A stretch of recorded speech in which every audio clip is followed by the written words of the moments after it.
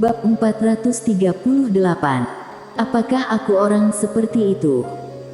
Mendengar kata-kata Mileye, Dewi Bailey yang tidak jauh darinya menggelengkan kepalanya, wajahnya benar-benar tebal.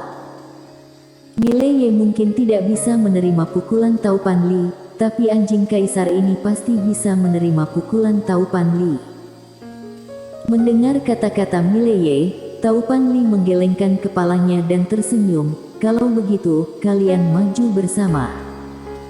Anjing kaisar hendak menembak, dan pada saat ini, Mileye tiba-tiba berkata, "Aku saja." Anjing kaisar memandang Mileye, "Kamu mungkin tidak bisa menerimanya." Mileye tersenyum dan berkata, "Cobalah." Anjing kaisar ragu-ragu, lalu mengangguk. Mileye berjalan di depan Taupan Li, dan Taupan Li berkata, "Kamu benar-benar bisa maju bersamanya." Mileye menggelengkan kepalanya, "Ayo." Bermain dengan anjing kaisar, dia tidak yakin bisa mengalahkan lawan, dan yang terpenting adalah jika Taupan Li menyeret anjing kaisar, maka master di tempat rahasia sangat mungkin untuk menembak. Pada saat itu akan menjadi lebih buruk. Taupan Li mengangguk sedikit, tangan kanannya perlahan terangkat, dan kemudian dia membentuk segel pada Mileye. Telapak tangan yang sangat tenang. Tenang itu menakutkan. Dan ketika telapak tangan Taupan Li mendarat di depan Mileye, raut wajah Mileye langsung berubah, karena di mana telapak tangan Taupan Li jatuh, ruang hampa menghilang dengan cepat, seperti bintik hitam pada awalnya, tapi tak lama kemudian, bintik hitam ini menyebar menjadi lubang hitam besar, dan itu akan menelan Mileye. Hukum. Pada saat ini, suara roh pedang penakluk jiwa tiba-tiba terdengar, "Majikan muda, pihak lain adalah kekuatan hukum, hati-hati." Mendengar ini, ekspresi Mileye langsung menjadi sangat serius. Dia tahu bahwa bahkan setelan dewa pun tidak bisa menahannya. Bukan hanya setelan dewa yang tidak sanggup, tetapi juga aturan Tao ruang hampa, karena aturan Tao ruang hampa di depannya langsung menghilang, dan aturan Tao ruang hampa miliknya tidak bisa memperbaikinya sama sekali, atau dengan kata lain, aturan Tao ruang hampanya saat ini belum cukup kuat, sehingga tidak dapat memperbaiki ruang hampa di depannya.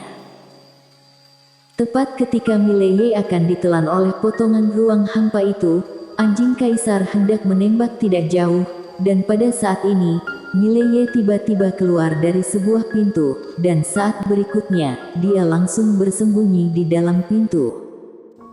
Segera, ruang hampa tempat Mileye berada berubah menjadi lubang hitam ruang hampa yang gelap. Namun dalam waktu kurang dari satu tarikan napas, ruang hampa kembali normal dalam sekejap, dan Mileye muncul di depan semua orang lagi. Sangat tenang di lapangan. Di depan Mileye, pintu melayang diam-diam.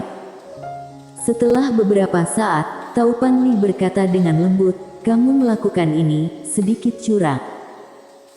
Mileye tersenyum dan berkata, "Apakah kamu ingin menarik kembali kata-katamu?" Taupan Li menggelengkan kepalanya, "Mana mungkin." Dengan mengatakan itu, dia berbalik dan pergi. Pada saat ini, Dewi Bailey, yang tidak jauh, tiba-tiba berkata, "Ketua Li, dia membantai sekte hantu." Taupan Li berhenti, dan setelah hening beberapa saat, telapak tangan kanannya terbuka, dan tiba-tiba muncul sehelai daun, yang awalnya berwarna hijau, tetapi dengan cepat berubah menjadi kuning, dan akhirnya layu. Taupan Li tersenyum dan berkata, "Semuanya hidup dan ada kematian. Dan kekuatan apapun, ketika makmur, juga memiliki waktu kemunduran. Sudah takdir sekte hantu memprovokasi orang yang rumit dan dihancurkan." Dewi Bailey berkata, "Sekte hantu adalah kerja keras kamu, tetapi dihancurkan olehnya. Apakah kamu benar-benar rela?" Taupan Li berkata, "Aku baru saja melakukan yang terbaik, dan aku tidak menyesal." Suara itu terdengar, dan daun layu di telapak tangannya tiba-tiba bergetar, Dan kemudian, di mata semua orang, daun layu itu benar-benar pulih, hampir dengan kecepatan yang terlihat dengan mata telanjang. Itu telah pulih menjadi daun yang lembut. Bang! Aura kuat tiba-tiba menyapu tubuh Taupan Li, dan Mileye serta anjing kaisar, yang tidak jauh dari sana, mundur dengan keras oleh aura itu. Tapi Dewi Baili dan lelaki tua di sampingnya sama sekali tidak terpengaruh. Dewi Baili memandang Taupan Li dan tersenyum. Selamat kepada Ketua Li karena telah menembus alam suci dan mencapai alam keberuntungan. Akan ada kursi untuk Ketua Li di aula itu. Taupan Li memandangi daun di telapak tangannya untuk waktu yang lama, dan akhirnya, dia menggelengkan kepalanya dan tersenyum. Ternyata ideku yang memenjarakanku selama bertahun-tahun. Dewi Baili berkata, jika Ketua Li tidak bisa melihatnya dan terus memikirkannya, maka akan memiliki kemelekatan. Begitu memiliki kemelekatan, masalah menerobos alam suci, itu akan sangat jauh. Taupan Li berbalik dan memberi hormat sedikit kepada Dewi Baili. Terima kasih, Ketua Paviliun. Dewi Baili menerima penghormatan dengan tenang.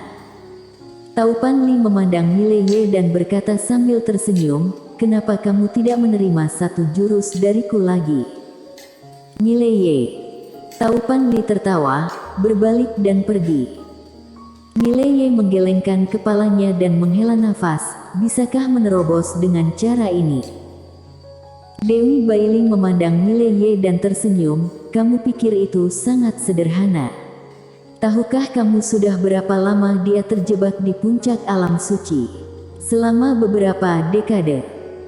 Saat dia mengatakan itu, dia menggelengkan kepalanya dan tersenyum, seringkali, penghalang terbesar dan musuh terbesar dalam perjalanan kita adalah diri kita sendiri. Mileye sedikit mengangguk, dia sangat setuju dengan ucapan Dewi Baili, musuh terbesar seseorang seringkali adalah dirinya sendiri. Pada saat ini, Dewi Baili tiba-tiba berkata, jangan terlambat, kamu pergi ke kota pengubur langit sekarang. Mileye berkata dengan sungguh-sungguh, Nona Dewi, apa yang akan terjadi jika aku tidak pergi? Dewi Baili berkata dengan lembut, apakah kamu memiliki kartu haul yang lebih besar? Jika demikian, tunjukkan dan biarkan orang-orang di kegelapan itu berhenti. Mileye terdiam. Dewi Baili berjalan di depan Mileye, dan dia menatap Mileye, bukannya aku ingin kamu pergi ke kota pengubur langit, tetapi orang lain, dan orang itu memintamu untuk pergi ke kota pengubur langit, itu artinya dia ingin melindungimu. Mileye menatap Dewi Baili, siapa? Dewi Baili berkata, kamu akan tahu nanti. Mileye terdiam sejenak, lalu berkata, aku akan pergi. Dewi Baili mengangguk kecil, kota pengubur langit bukan tempat yang baik, saat pergi ke sana, jangan anggap enteng, jika tidak, kamu akan mati dengan menyedihkan. Mengatakan itu, dia menoleh untuk melihat Sermina Dugu, aku tahu kamu ingin pergi bersamanya, tetapi kamu harus tahu kekuatanmu sendiri. Jika kamu mengikutinya, itu hanya akan menjadi beban baginya. Sermina Dugu berkata dengan lembut, aku mengerti. Mengatakan itu, dia berjalan di depan Mileye dan menatap Mileye di depannya, matanya penuh kelembutan, ibu akan menunggumu di sini. Mileye mengangguk, ketika aku kembali, pada saat itu, tidak seorang pun di Star Territory W yang ini yang akan berani menyerang kita bertiga ibu dan anak. Mendengar ini, Sermina Dugu tercengang. Saat berikutnya, dia menangis dan berkata dengan suara gemetar, kamu, apakah kamu sudah mengakuiku? Mileye berbisik, ibu, aku tidak pernah menyalahkanmu. Mendengar ini, Sermina Dugu tercengang, dan saat berikutnya, dia memeluk Mileye, air mata mengalir seperti mata air. Dan setelah Mileye mengucapkan dua kata itu, seluruh tubuhnya terasa kendor, seolah ada sesuatu yang hilang. Dia tidak pernah menyalahkan wanita di depannya. Dia adalah orang yang tahu masalah dengan jelas. Sermina Dugu pergi untuk melindungi dia dan saudara perempuannya. Bagaimana dia bisa menyalahkannya? Apa yang terjadi pada saudara perempuannya kali ini membuatnya mengerti bahwa dia hanya memiliki 2 kerabat yang tersisa di dunia ini. Jika terus-terusan kesal, hanya akan membuat Sermina Dugu di hadapannya terus bersedih. Memikirkan kata marah, Mileye menggelengkan kepalanya dan tersenyum. Dia harus mengatakan bahwa dia sedikit marah sebelumnya, dan dia tidak tahu mengapa dia memiliki perilaku kekanak-kanakan seperti itu. Mungkin semua orang saat di depan ibunya, akan ada beberapa perilaku anak kecil. Setelah beberapa saat, Sermina Dugu melepaskan Mileye. Dia dengan lembut mengusap kepala Mileye. Setelah ke kota pengubur langit, hati-hati ya. Mileye mengangguk, aku akan berhati-hati. Sermina Dugu tersenyum kecil, lalu minggir. Mileye berkata dengan lembut, tunggu aku kembali. Setelah berbicara, dia berbalik dan pergi bersama anjing kaisar.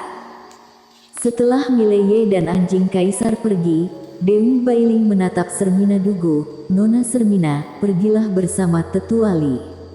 Dia akan menjagamu dengan baik. Di belakang Dewi Bailing, lelaki tua itu berjalan ke arah Sermina Dugu, ikutlah denganku. Sermina Dugu mengangguk, maaf merepotkan. Setelah Sermina Dugu dan Li Lao pergi, seorang wanita tiba-tiba muncul di seberang Dewi Baili. Dewi Baili menatap langsung ke wanita itu, kamu sedang membantunya. Wanita itu berbisik, apakah ada masalah? Dewi Baili berkata sambil tersenyum, tidak masalah, aku hanya penasaran mengapa penguasa Star Territory Wei yang kita membela seorang pria dari dunia bawah. Penguasa Star Territory Wei Yang. Wanita di depannya adalah pemimpin istana Wei Yang, Violin Wei. Violin Wei berbisik, sejauh yang aku tahu, suku Moko telah mengirim seseorang ke sini, dan targetnya pasti dia. Mendengar ini, Dewi Baili mengerutkan kening, orang-orang Moko juga menginginkan harta itu. Violin Wei mengangguk, untuk harta karun itu, belum lagi mereka, beberapa kekuatan berantakan di luar sudah mengingininya. Jika dia tidak pergi ke kota pengubur langit, dia mungkin mati di suatu tempat diam-diam suatu hari nanti. Dewi Baili berkata dengan sungguh-sungguh, dia pergi ke kota pengubur langit, itu berbahaya juga. Violin Wei berkata dengan lembut, setidaknya di sana, di atas alam suci tidak diperbolehkan masuk, pergi ke sana, dia bisa membeli lebih banyak waktu untuk dirinya sendiri. Dewi Baili menatap Violin Wei, kamu kenal dia? Violin Wei terdiam. Dewi Baili berkata sambil tersenyum, oke, aku tidak akan bertanya. Hanya saja, kamu harus mengerti bahwa orang ini membawa harta, yang berarti masalahnya akan berlanjut selamanya. Violin Wei berkata dengan lembut, benda itu memberinya keberuntungan, tetapi juga membawa kemalangan. Entah itu keberuntungan atau kemalangan, dia harus menanggungnya. Mengatakan itu, dia berdiri, kirimkan kabar bahwa istana Wei yang melindungi ibunya, Sermina Dugu. Mereka yang diam-diam mengincar Sermina Dugu, apakah itu manusia atau hantu, biarkan mereka menjauh dariku. Setelah berbicara, dia menghilang. Dewi Baili menggelengkan kepalanya dan tersenyum, amarah ini masih sangat meledak-ledak. Setelah berbicara, dia juga menghilang. Mileye kembali ke kota Wei Yang, dan di tengah jalan, anjing kaisar bertanya, ada yang membantumu? Mileye berkata dengan sungguh-sungguh, aku tidak tahu. Dalam ingatannya, ini adalah pertama kalinya dia datang ke dunia surga, dan di dunia surga, tidak ada orang yang dia kenal sama sekali. Siapa yang membantunya? Mileye juga sedikit bingung. Anjing kaisar berkata dengan sungguh-sungguh, kamu masih sedikit lemah sekarang, seperti ketua sekte hantu sebelumnya, pihak lain hanyalah alam suci, tetapi alam suci ini benar-benar berbeda dari alam suci umum. Jika kamu bertemu dengan seorang master alam suci di masa depan, kamu tidak boleh ceroboh. Mileye mengangguk. Taupan Li ini bisa dikatakan yang terkuat di antara para master suci yang dia temui sekarang. Fakta telah membuktikan bahwa dia masih tidak dapat mengalahkan alam suci tanpa kelembaban. Kamu mau kemana sekarang? Anjing Kaisar bertanya. Mileye berbisik, pergi ke kamar dagang pusaka. Anjing Kaisar tertegun, lalu berkata, mau rampas sesuatu lagi. Wajah Mileye penuh dengan wajah muram. Apa yang kamu katakan? Apakah aku orang seperti itu? Anjing Kaisar menatap Mileye dengan heran. Bukankah kamu orang seperti itu? Mileye bersambung.